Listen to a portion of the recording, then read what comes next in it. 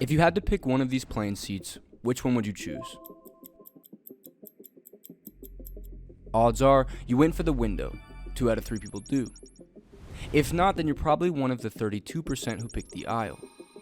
But given the choice, literally no one chooses the middle seat, which is understandable because it kinda sucks. You get neither the view nor the extra legroom, and you're locked into a fierce elbow war on both sides. But what if that unwanted seat could actually save your life? Because if you look closely at decades of crash data, a strange pattern starts to emerge. I think that where I sat was a big part of my survival.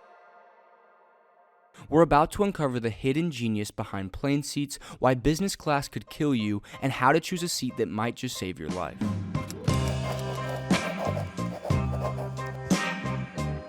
Take a look at these 3 photos. Do you know what they all have in common? Luscious seats, real legroom, not a single plastic cup in sight. Yep, this was air travel in the 60s. So how did we go from that to this? It all started around 1938, a time when the US government controlled the skies, ticket prices, flight routes, even which airlines could operate where. And with prices fixed, airlines couldn't compete on cost, so instead, they competed on comfort. By the early 40s, wooden chairs were out and luxury recliners were in. Flying was less transportation and more airborne country club. We're talking white tablecloths, leather armchairs, even piano bars. But then in '73, the oil crisis hit. As fuel prices soared, passengers disappeared, and the airline industry found itself in big trouble. So in 1978, Congress deregulated the skies, giving airlines the power to set their own prices for the first time. Ticket prices dropped 30% almost overnight, and flying went from a luxury for the elite to becoming accessible for the masses. But to make flying affordable, something had to give. And that something was your legroom. Because to make tickets cheaper, planes had to fit more people into the same amount of space. Take a look at this DC 930 from the 70s. It could fit 110 passengers. Now, let's compare that to a modern plane of a similar size, like the Airbus A220-300. This can squeeze in 145 passengers, a 32% increase in capacity thanks to a couple of clever tricks. The first is seat pitch, the distance between your seat and the one in front of you, what most of us call legroom. In the 70s, pitch used to be a spacious 36 inches. By the 90s, it was down to 32, and now some airlines have reduced to a cozy 28 inches. But not all airlines squeeze us in the same way. JetBlue still offers around 32 inches of pitch, while at the other end of the scale, Spirit and Frontier have some of the tightest cabins in the US. Seat width has shrunk too. What was once 19 inches can now be as low as 16, which, if you're counting, is a 15% decrease from the size in the 60s. But the air industry's most effective space-saving trick has to be slimline seats. On some planes, just switching to thinner seats made space for an entire extra row. That's 6 more paying passengers and 1,200 pounds of weight shaved off the plane. And that weight saving adds up. Thanks to slimmer seats, Southwest Airlines reportedly saved $10 million a year in fuel costs, while at the same time increased capacity by 4%. But as seats have been getting smaller, passengers have been getting bigger. Today, the average American woman weighs as much as the standard man did in the 1960s, while the average man today weighs nearly 200 pounds. Some studies suggest that 1 in 4 passengers can no longer comfortably fit in a standard economy seat, which isn't just uncomfortable, it's dangerous. Lawmakers have warned that shrinking seats could slow down emergency evacuations. And although Congress passed the FAA Reauthorization Act to set minimum seat sizes in 2018, 7 years on, still no legal limit has been set. There's no doubt that old plane seats were more spacious, but that didn't mean they were necessarily safer. In fact, it was the exact opposite.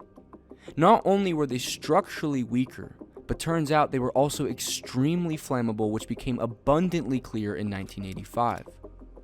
A fire on the runway at Manchester Airport killed 55 people, mostly due to the toxic smoke released by burning seat foam. Since then, everything has changed. Plane seats today are a marvel of modern engineering, a delicate balance between cost and crash survival. Every component must now pass intense flame, toxicity, and impact tests. Modern seats are required to handle 16 Gs of force, nearly double the previous standard. And in 1988, FAA regulations shifted from static to dynamic force testing, a seemingly trivial change but one that saved countless lives. With this, the focus moved from how strong a seat was to how well it absorbs crash forces.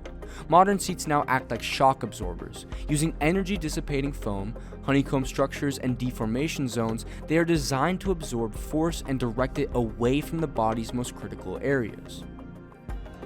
Not to mention that seat frames themselves are now built from aluminum, titanium, or carbon fiber composites, materials that all increase strength while reducing weight. Fire safety evolved too.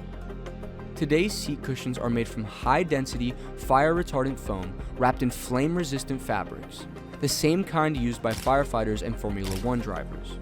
Even the seat covers are chemically treated to self-extinguish under open flame. But of course, all this engineering doesn't come cheap.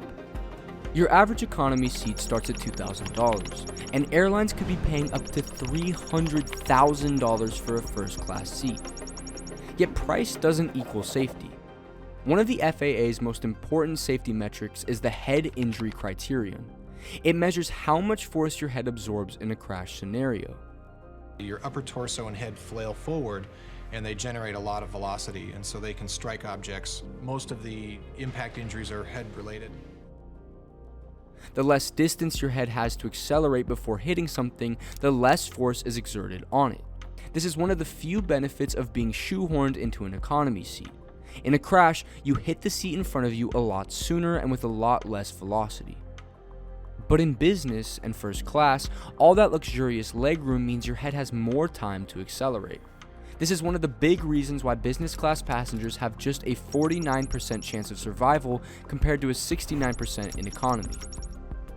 So even if your knees hate those cramped economy seats, if you're ever in an emergency, your brain will probably thank you for it. But no matter where you sit, there's one piece of equipment every passenger relies on: the seatbelt. It might not look like much, but like the seat itself, a standard lap belt is a serious piece of tech. It is designed to withstand 16 Gs of force and hold back over 3,000 pounds, roughly the weight of a Mini Cooper. Speaking of which, if you're wondering why there isn't a 3-point harness like the one in your car, there's a good reason for that. In a car, most crash forces are horizontal, like when someone rams into the back of you.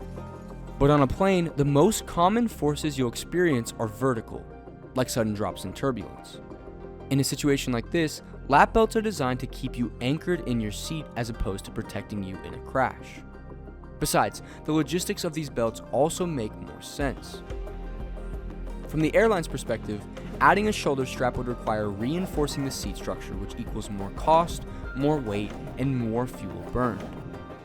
And from the passenger's perspective, lap belts are quicker to buckle, more comfortable, and easier for rescuers to release in an evacuation. So while lap belts aren't perfect, they are the best compromise, for now. But if you really want to improve your odds of walking away from a crash, the smartest thing you can do is pick the right seat.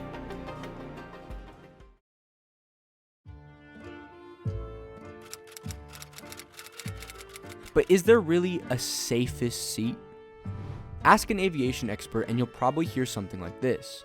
Isn't exactly the safest place to sit on an aircraft because one would have to know how it was going to hit the ground. The FAA agrees and doesn't recommend any particular seat for safety. But the data tells a different story.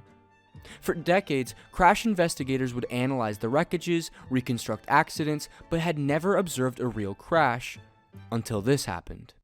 You are about to see what it's like from the passenger's perspective when catastrophe strikes and a jetliner crashes. On the 27th of April 2012, in the middle of the Mexican desert, an unmanned Boeing 727 was deliberately crashed. It was the first time the FAA approved a full-scale crash test of a passenger jet. Anybody who has flown has thought about, okay, where am I sitting? Am I near an exit row? Am I over the wing? Am I in the front? You know, those types of things. And, you know, this information that we'll get out of this experiment will tell us just that. And what they discovered was intriguing. In this controlled crash, the dummies in the front were considered dead. Those over the wing would suffer serious but survivable injuries, while the dummies at the back were found to have the highest survival rate. This was echoed by a Times Magazine study conducted a few years later. The seats in the back of the plane had a 32% fatality rate, whereas the seats in the middle and front both had a fatality rate of around 39%. And plenty of real-world crashes have proven this to be true. When Jeju Air Flight 2216 slammed nose first into a concrete block, almost everyone died, except 2 flight attendants sitting in the rear. And on the Azerbaijan Air Flight 8243, which went down on Christmas Day 2024, almost all of the 29 survivors were seated in the back. But of course, there are exceptions to this. Like when Asiana Flight 214 crashed short of the runway at San Francisco Airport in 2013. The tail end took the brunt of the impact, and in the case of the engine failure of United Airlines Flight 232 in 1989, the back third of the plane saw the highest number of fatalities. Still though, statistically speaking, the safest place to be in a plane is the back third, and more specifically in a middle seat.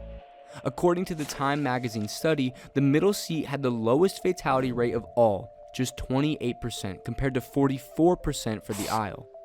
That's because in the middle seat you're surrounded by other passengers, providing better protection from flying debris and lateral impact forces. But there's another critical factor you need to consider. Something even more important than where you sit in a row, and that's how close you are to an exit. Statistically, if you're within 7 seat rows of a serviceable exit, then your chance of surviving an accident is greater than your chances of perishing in that accident. And the logic checks out. The closer you are to an exit, the faster you get out. Industry tests show that passengers within 5 to 7 rows of an exit have the highest evacuation success rate. And that matters a lot. Because in the event of a fire, on average, you have about 2 minutes before smoke, flames, and toxic fumes fill the cabin. That's why every commercial aircraft is required to prove it can be fully evacuated in 90 seconds. Whether that actually happens, though, is another story. That situation in September of last year with the British Airways 777, almost 8.5 minutes to evacuate a plane that was already on fire. The American Airlines plane in Chicago, at least 6.5 minutes to evacuate a plane was always on fire. You see, what most people don't realize is that surviving the crash is only half the battle. From the impact or the fire, they die from the toxic smoke. And if you can't get out of that cabin with the toxic smoke, you basically drop and you're done. In survivable crashes, up to 20% of fatalities come from smoke or fire. That's exactly what happened during the Tenerife disaster in '77, infamously known as the worst aviation accident in history. Many of the passengers aboard the Pan Am flight who survived the impact died because they couldn't get out in time. So while the back middle seats might give you the best odds of surviving the crash, being near an exit might be the thing that actually saves your life.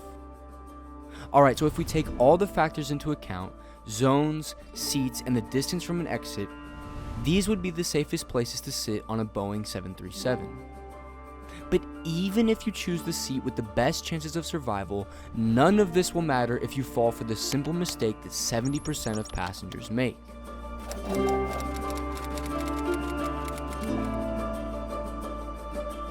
One of the most important lessons that the Boeing 737 experiment revealed was the importance of the brace position. When done right, this stops your body from flailing during a crash, protecting your head, neck, and vital organs. And the brace position is literally just one of the many tips in the safety briefing that could save your life, something most of us completely ignore. Take US Airways Flight 1549, better known as the Miracle on the Hudson, as an example.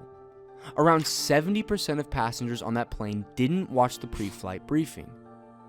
Before the flight, only 12 of our passengers had read the safety briefing card, and only about 24 had paid attention to the safety demonstration. Of the 150 passengers on board that day, only 10 knew to put their life vests on before leaving the aircraft. In an emergency like that, you won't have time to think. No time to pull out the card, no time to remember that announcement you tuned out. You'll either know what to do or you won't.